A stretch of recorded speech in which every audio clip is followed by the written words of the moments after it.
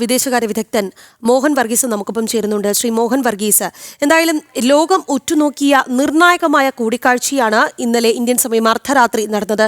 ട്രംപും പുടിനും തമ്മിൽ കൂടിക്കാഴ്ച നടത്തി. ഒരു അടച്ചിട്ട മുറിയിൽ നടന്ന കൂടിക്കാഴ്ചയാണ്. എന്നാൽ നമ്മൾ പ്രതീക്ഷിച്ചിരുന്ന ആ ഒരു തീരുമാനം, അതായത് റഷ്യ യുക്രൈൻ വെടിനിർത്തൽ ധാരണയായില്ല എന്നുള്ളതാണ്. പക്ഷേ ഇപ്പോഴും പ്രതീക്ഷകൾ ബാക്കിയാണ്. കാരണം എത്രയും വേഗം അത്തരത്തിലൊരു തീരുമാനത്തിലേക്ക് എത്തും, സമാധാനത്തിനുള്ള വഴി തുറക്കും എന്ന് ട്രംപും പുടിനും ഒരുപോലെ പ്രതികരിക്കുന്നുണ്ട്. എങ്ങനെയാണ് താങ്കൾ ഈ വിഷയത്തെ നോക്കിക്കാണുന്നത്? 3.5 വർഷമായി തുടരുന്ന ഉക്രൈൻ യുദ്ധം ഒറ്റ നിമിഷം കൊണ്ട് അവസാനിപ്പിക്കാം എന്ന ഒരു വ്യാമോഹം മാത്രമാണ്. തീർച്ചയായും അതിൻ്റെതായ നടപടിക്രമങ്ങളുണ്ട്, സമയക്രമങ്ങളുണ്ടാവും.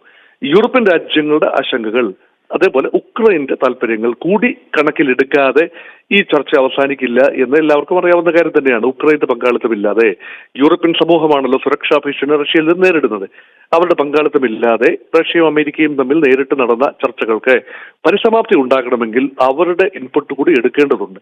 അതിനുള്ള സമയമാണ് ഇപ്പോൾ രണ്ടു കൂട്ടരും ചോദിച്ചിരിക്കുന്നത്. അതുകൊണ്ട് അടുത്ത റൗണ്ട് ചർച്ച മോസ്കോയിൽ വെച്ച് നടത്താം എന്ന പുടിന്റെ നിർദ്ദേശം അത് ട്രംപ് സ്വീകരിച്ചതായി അറിയില്ല. പക്ഷേ അങ്ങനെ സംഭവിക്കുകയാണെങ്കിൽ കുറച്ചുകൂടി വ്യക്തമായ അജണ്ട ഉണ്ടാകും, ടേംസ് ഓഫ് റെഫറൻസ് ഉണ്ടാകും.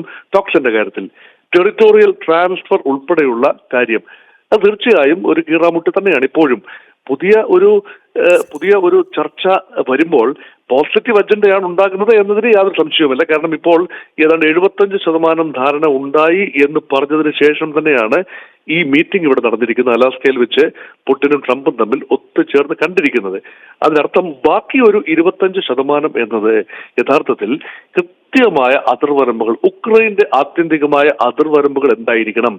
റഷ്യ ഇപ്പോൾ കീഴടക്കിയ ഡോൺബാസ് മേഖലയിലെ, ഡൊണസ്ക് ആൻഡ് ലുഹാൻസ് മേഖലയിലെ പ്രദേശങ്ങൾക്ക് എന്താണ് സംഭവിക്കാൻ പോകുന്നത്?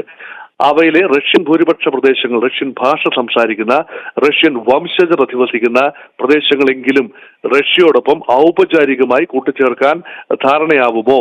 എന്തായിരിക്കും ക്രൈമിയയുടെ ഭാവി? റഷ്യ 2014 കൈവശപ്പെടുത്തിയ ക്രൈമിയയുടെ ഭാവി എന്തായിരിക്കും? ആ ക്രൈമിയ ഒരു കാരണവശാലും റഷ്യ ഉക്രൈനെ വിട്ടുകൊടുത്തുകൊണ്ട് ഒരു ധാരണയിലെത്താൻ സാധ്യതയില്ല. കാരണം ഈ യുദ്ധത്തിലല്ല ക്രൈമിയ കീഴടക്കിയത്, 2014 യുദ്ധത്തിലാണ് ക്രൈമിയ കീഴടക്കിയത്. അതുപോലെ മറ്റ് ഖേർസ്റ്റൺ പ്രവിശ്യ, അതുപോലെ മറ്റ് ചില പ്രദേശങ്ങൾ കൂടി റഷ്യയുടെ കൈവശമുണ്ട്. ഏതാണ്ട് 20%, ഉക്രൈന്റെ ഭൂമിയുടെ ഏതാണ്ട് 20% പൂർണ്ണമായോ ഭാഗികമായോ റഷ്യയുടെ നിയന്ത്രണത്തിലാണ്.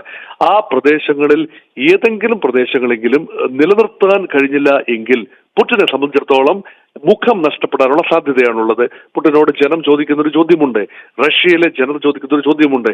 അങ്ങനെ ഒരു നേട്ടം കൈവശപ്പെടുത്താനായില്ല എങ്കിൽ എന്തിനായിരുന്നു 3.5 വർഷം ഉക്രൈനുമായി യുദ്ധത്തിൽ ഏർപ്പെട്ടത് എന്നൊരു ന്യായമായ ചോദ്യമുണ്ട്. അതിന് പുടിന് ഒരു മറുപടി കൊടുക്കാൻ സാധിക്കും. ഭൂമി നേടിയില്ല എങ്കിൽ പോലും റഷ്യക്ക് റഷ്യയുടെ സുരക്ഷ ഉറപ്പുവരുത്താൻ കഴിഞ്ഞു. അതിനുള്ള ചില ധാരണകൾ അമേരിക്കയുടെയും യൂറോപ്യൻ യൂണിയന്റെയും ഭാഗത്ത് നിന്ന് ലഭിച്ചു എന്നെങ്കിലും പറയാൻ കഴിയും. അതിനുള്ള പ്രധാന കാരണം ഇതാണ്. യഥാർത്ഥത്തിൽ റഷ്യ ഉക്രൈനെ ആക്രമിച്ചതിന് പ്രധാന കാരണമായി പറയുന്നത് ഉക്രൈൻ ഏത് നിമിഷവും നെയ്റ്റോയിൽ ചേരും, യൂറോപ്യൻ യൂണിയനിൽ ചേരും. അങ്ങനെ ചേർന്നാൽ നെയ്റ്റോയുടെ സൈന്യങ്ങൾ റഷ്യയുടെ പടിവാതിൽക്കലെത്തി ഏതാണ്ട് മോസ്കോയുടെ കേവലം 200 കിലോമീറ്റർ അകലെ വരെ എത്തി നിൽക്കും. അതാണ് ഉക്രൈന്റെ അതിർത്തി.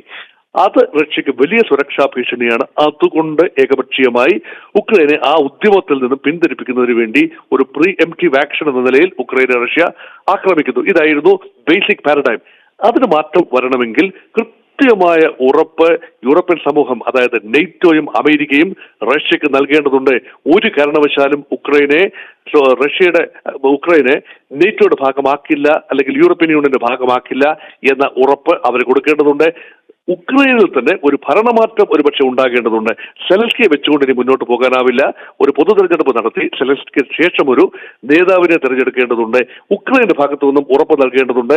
ഞങ്ങൾ നിഷ്പക്ഷത പാലിക്കും, റഷ്യക്കും യൂറോപ്യൻ യൂണിയനും ഇടയിൽ ഞങ്ങൾ ഒരു ബഫർ സ്റ്റേറ്റായി നിലനിന്നുകൊണ്ട് നിഷ്പക്ഷമായി ഞങ്ങൾ പ്രവർത്തിക്കും എന്നെങ്കിലും ഒരു ഉറപ്പ് കൊടുക്കേണ്ടതുണ്ട്. അതുകൊണ്ടാണ് ട്രംപ് സമയം ചോദിച്ചിരിക്കുന്നത്. യൂറോപ്യൻ യൂണിയന്റെയും അല്ലെങ്കിൽ നെറ്റോയുടെയും ഉക്രൈന്റെ തന്നെ താല്പര്യങ്ങൾ സംരക്ഷിക്കും. അതിന് സ്വല്പം കൂടെ സമയം ആവശ്യമാണ്. ഒരു പക്ഷേ നിരന്തരമായ ചർച്ചകൾ, അടുത്ത ആഴ്ചകളിൽ നിരന്തരമായ ചർച്ചകൾ യൂറോപ്യൻ സമൂഹവുമായി നടന്നേക്കാം, ഉക്രൈനുമായി നടന്നേക്കാം, അമേരിക്കയുമായി.